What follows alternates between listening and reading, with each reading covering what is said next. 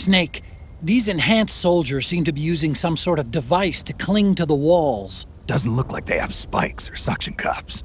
This is only a guess, but I think their gloves and boots might have some mechanism that employs van der Waals force. It's a type of mutual interaction that occurs between two electrically neutral particles. Geckos use it to crawl up walls and across ceilings.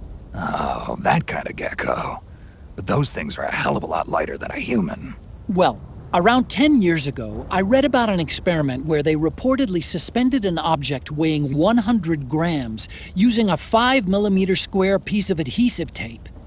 Assuming the technology's advanced since then, I don't see why these guys couldn't be climbing all over the walls.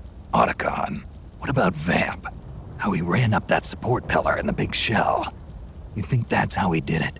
You mean, did he have this technology? He could have, yeah. So it wasn't that he had some freak supernatural powers. Hey, when technology starts to test the limits of our imagination, what's the difference? Otacon, seriously, what's with all these ads? Oh, you mean Battlefield ads. Battlefield ads? Is that what they're called? On the street, anyway. It's what people are calling any ad having to do with the war economy. Privatizing the military has inevitably created intense competition for market share among PMCs and defense industries. Everybody wants to expand their market, get a bigger piece of the pie, so they're churning out truckloads of ads, exactly like the ones we see every day. But war's not something you can just write off. It may seem that way, but the war economy is an enormous driving force in the world today. There are people whose livelihoods depend on those ads. Same goes for internet ads, TV commercials. The world's gone mad. And us with it. I know. But that's reality. The militia fighting against praying mantis are mercenaries belonging to a small-scale local PMC. Most of them are from around here, but it was more than ethnic ties that motivated them to pick up their guns.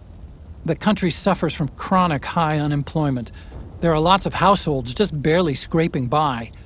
Kids that grow up in that environment don't have the chance to get a decent education. And there aren't enough opportunities for them to go abroad and find work either.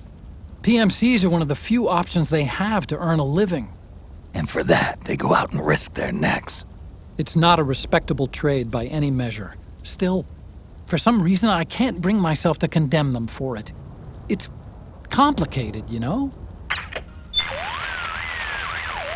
During the Cold War, this region was the site of irregular proxy wars fought between the two superpowers. Now that it's over, the ethnic conflicts that were simmering beneath the surface have erupted into full-scale civil wars.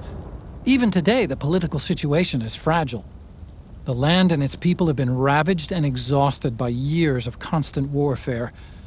With food scarce and the economy near collapse, the country's barely being kept afloat by aid from developed nations. And despite all that, the current regime is still hiring PMCs to put down the anti-government militia, or terrorists as they call them. I know security's a big issue, but come on. If you've got the money to buy bullets, you should be using it to buy your people bread. That's how a lot of people would put it, yes. Makes sense to me. I created the Mark II to provide you with mission support.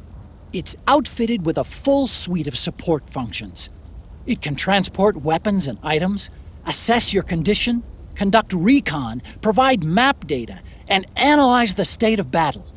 Tell me something, Otacon. What possessed you to name it Metal Gear Mark II? I named it that so I'd never forget that I was the one who designed Rex. But the Mark II's no weapon of mass destruction. It's a remote mobile terminal designed solely to support you.